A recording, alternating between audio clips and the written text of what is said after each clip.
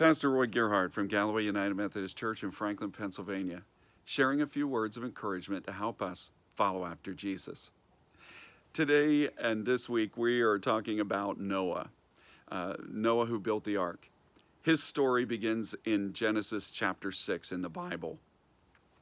Now, every single one of us has some significant role to play, and Noah highlights to us the great power and effect that one person can have.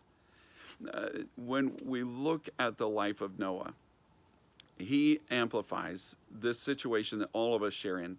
We all have some ability that is God-given. We all have something that we can do, something that we can accomplish, and we all have a sphere of influence. Noah, we know, is a man who stands out in the crowd. First of all, as a righteous man. The whole world was going to pot. People, it says, were so filled with corruption, so overcome with evil that even right down to their imaginations, they were corrupt, evil, and perverse. And the world was just filled with violence. Noah stood out in that crowd as different.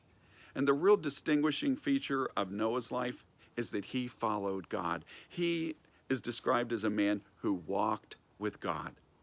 And so that we realize what that means is that in his world, Noah was the only person who would listen to God. If God wanted to do something and he needed to have someone that he could reach out to, there was one person, just this one man, who walked with him, who would listen to him. And so that when we find our own ability to listen to God, to walk with the Lord in our lives, we begin to discover he's given us ability to do things and that we have a purpose. There is something that God has for us to do. Noah's project of building the ark was enormous. I mean, what a massive project. I've built houses and built other things. When you talk about building an ark, 450 feet long, 75 feet wide, 45 feet high. I mean, this is huge. And it took over 100 years for him to build it with his small crew. There are some things that take a long time, that it's not just to follow God in that initial step, it's to follow through that makes all the difference in the world. And Noah didn't quit in the middle of this project. He stayed on it. Now, your project and mine may not be something that, well, it's like the grand scale of an ark like this, but it may require you to follow through for the distance, for the long haul. I've known many people who have prayed for loved ones all of their life, praying for their children, their spouse, their parents, praying for a neighbor or friend, and reaching out to them to influence them, to share with them the gospel, to encourage them and invite them to turn to God. And I've known people who have spent a whole lifetime doing that.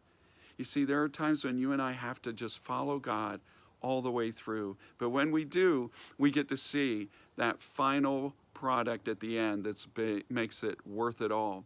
Noah finished the ark and got on board. Noah had a sphere of influence, just like you and me.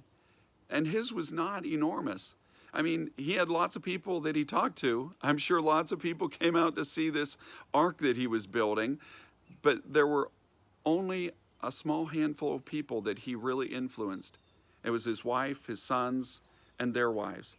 Those were the only people that got on the boat with Noah at the end. That was his sphere of influence.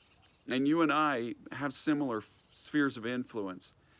We have maybe just a small handful of people whose lives we deeply affect.